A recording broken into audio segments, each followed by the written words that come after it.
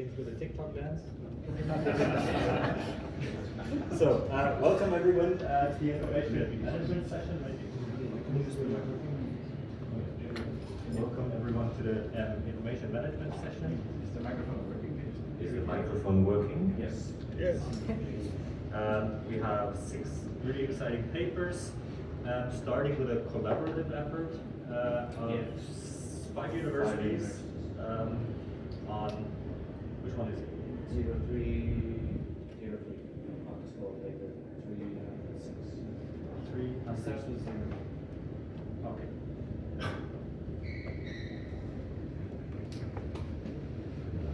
Oh yeah. On because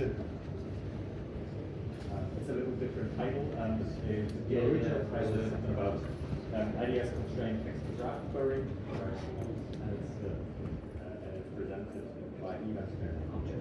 Thanks for the start. Yeah, the original title just didn't fit on with all the logo types, so I decided to shorten it for the presentations.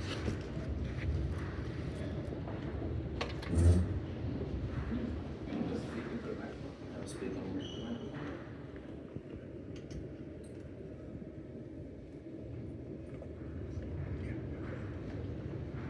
I'm speaking. All right. Thanks everyone for coming. At 4:15 I would already have been on the beach. I'm Ivan Smirnov from Polytechnico di Milano. This is a joint work between SUPSI, Technion, Turin, and Ben Gurion and Milan.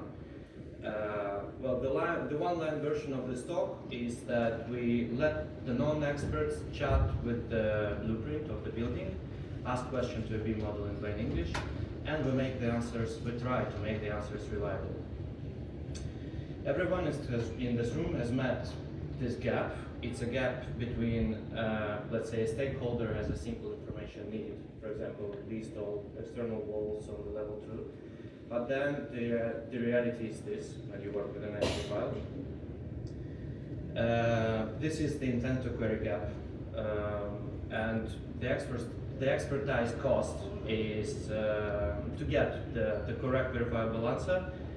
Basically locks out people who might need this information from getting this information. The obvious 2026 answer.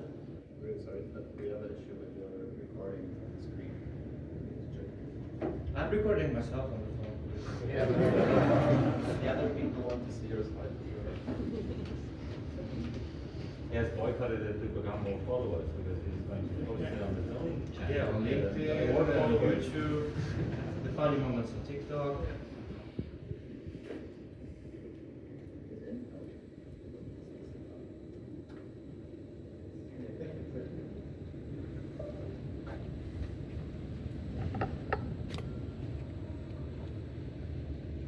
Sorry for that, but we're the last session, so by 9:30, we're out of here by 9:30, and that will be fine with everyone, right?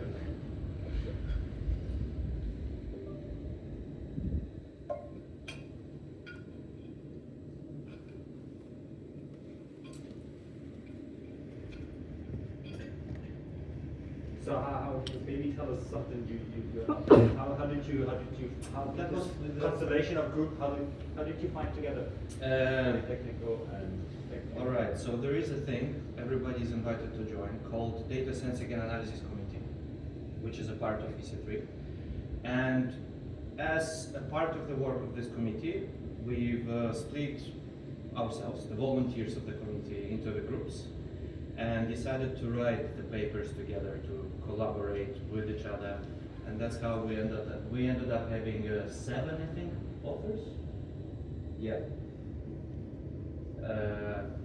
And we wrote the paper, and by the end of next year, so to the next EC3, I hope we will have come up with a white paper with all the research work done in 1.5 years merged together.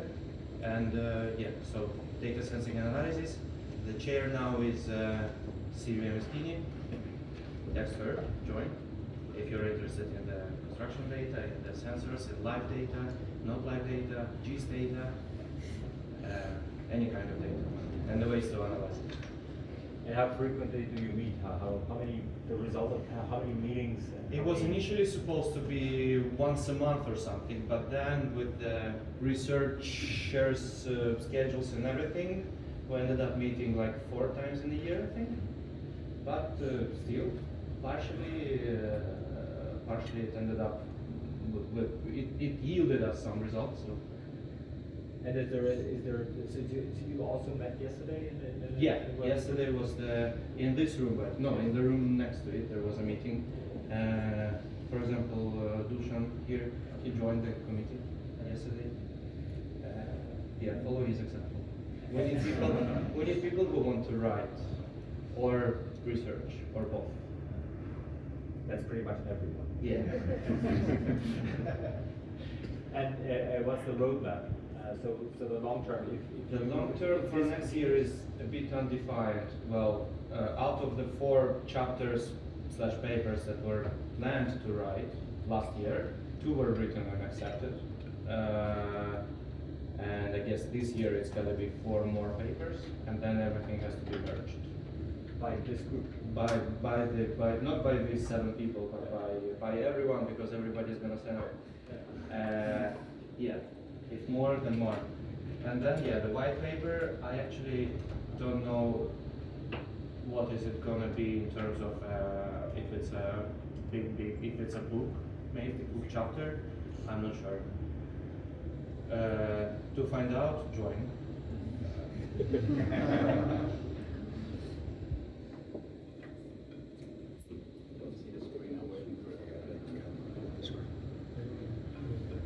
Sorry. No. We had a podcast. Yes. What else? Tonight, those who are interested, there is a group chat for 19 people so far. With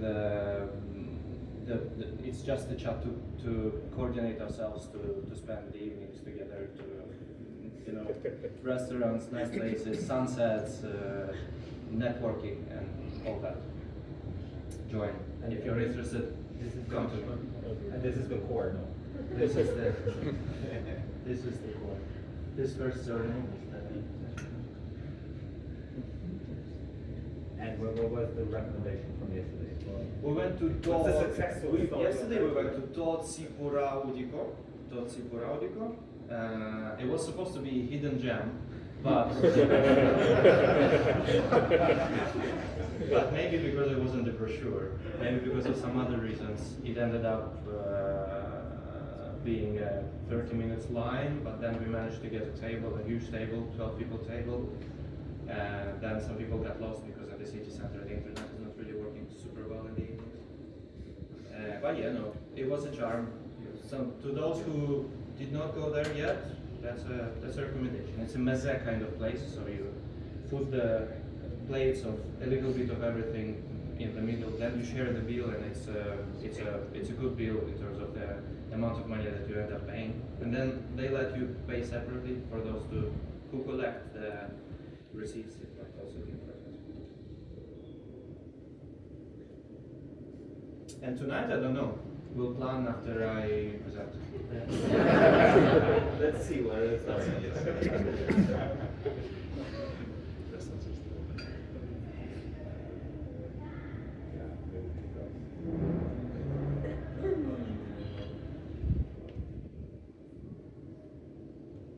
So what are the bonus slides that are not going to be recorded?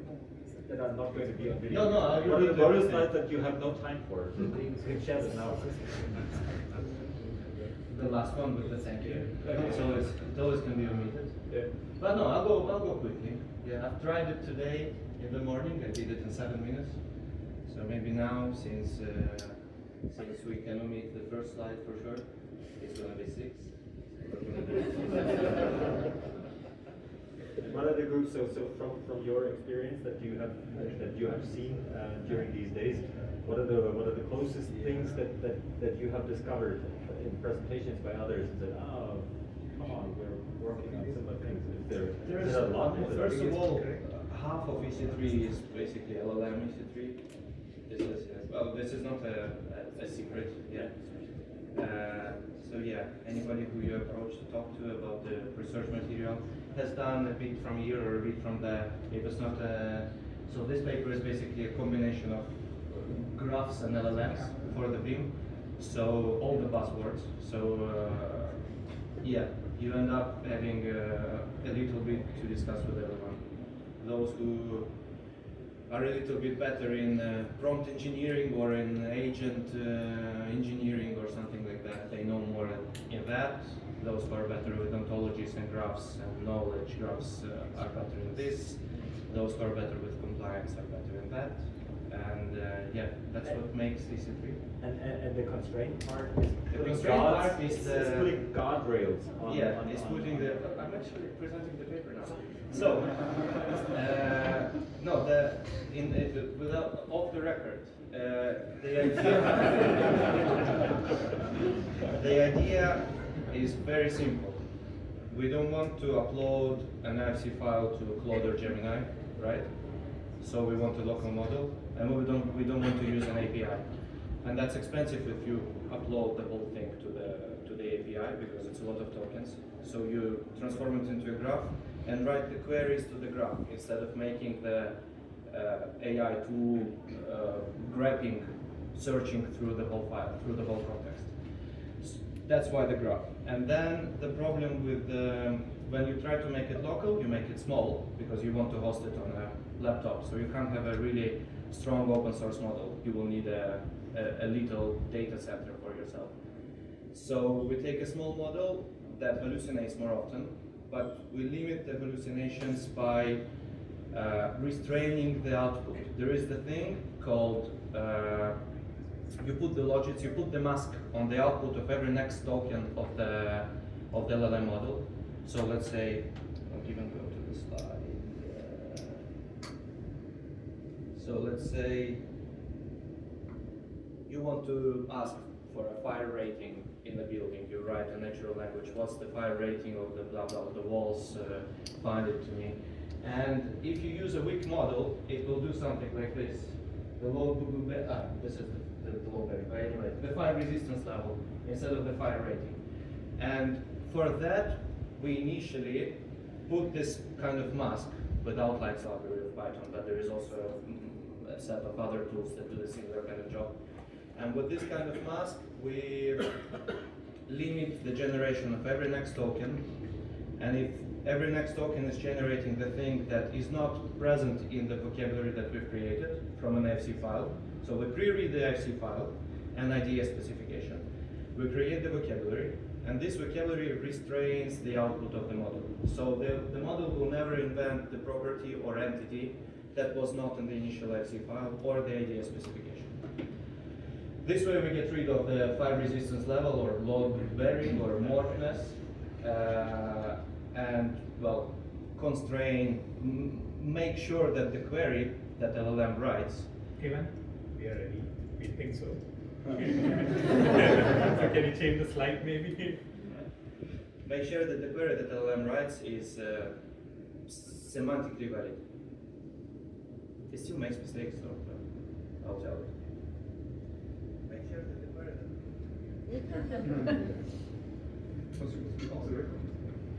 that was all correct. Okay. Okay, you have -6 minutes left.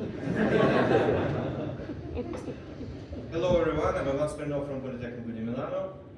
On my personal YouTube channel there's going to be a full version of this video. This is joint work from Technion, Supsi, Turin, Milan, Ben Gurion.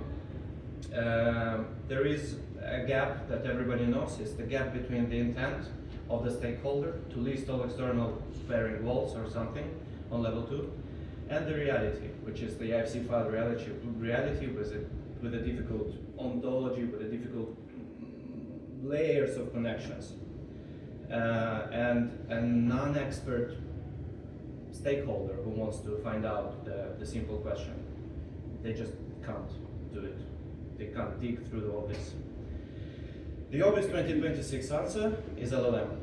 But LLM has three main problems. It's the hallucinated entities, it's the invalid properties of these entities. So for a wall it invents the I don't know, the thickness that is not done with this with this that does not exist in the wall, and the syntax error of the final output of the LLM. We've come up with a framework that requires 3 pillars. It's the graph database, the set of semantic rules that we extract from IDS and an IFC itself, and we constrain the LLM with that. This is the system architecture. The idea is simple. I've explained it quickly a slide before. We take the IDS file, it creates the rules. Then we take the IFC file, it creates the vocabulary. Then these two combine with each other, and they create a grammar that is not then prompt engineered to the model, but is put into the model while decoding happens. So the model cannot output something that was not present in our vocabulary. And yeah, then it writes the query, like in a SQL similar language, Cipher, and yields the results. Step 1 is flattening the IFC into property graph, so it's a Neo4j node with properties. Step 2 is constructing a hybrid vocabulary, which is combining the properties from IDS with the entities from the file, getting the hybrid schema. And then step 3 is constraining the grammar of the output. For the experiment, we ran through a set of questions of 3 levels of complexity, and we've tried it with basically just dumping the IFC files to the model without any graphs or anything. Then the third setting is using the graph but not enforcing the IDS vocabulary. And the fourth is our proposed method with the IDS and with the graph. The first results of just dumping is that it's a total failure. As soon as your file is bigger than 1 million tokens, you can't do anything. Even with a strong model like Gemini, because it just gets overflown. The phase 2 results is that we ended up getting the 63% accuracy compared to the 0% accuracy, 0.7. And we reached the syntax validity rate and semantic compliance rate of 1. So the syntax is perfect of the query written, and there is no hallucinated property or entity. The remaining hurdle is the multi-hop. So for the simple questions, it worked pretty well, but for the hard questions that require a logical extra step, it doesn't work. Most probably the reason is because the model was not capable of reasoning itself. It was a Qwen 2.5b7 something instruct. Implications is that don't prompt engineer, do the real engineering. That thing, if it gets worldwide, let's say, it will push the people to work with IDS more often, so we'll get more specifications and more compliance after all. That's because nobody wants to make an IDS nowadays. And well, you can work with your model locally, securely and privately. Thank you very much.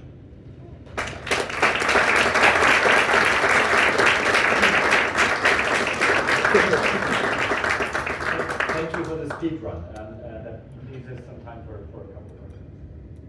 So regarding your last remark on the first one, prompt engineering, we've tried more complex workouts using long context window, and it worked well. Of course, you need to do prompt engineering hard. So there gotta be some structured way of doing it.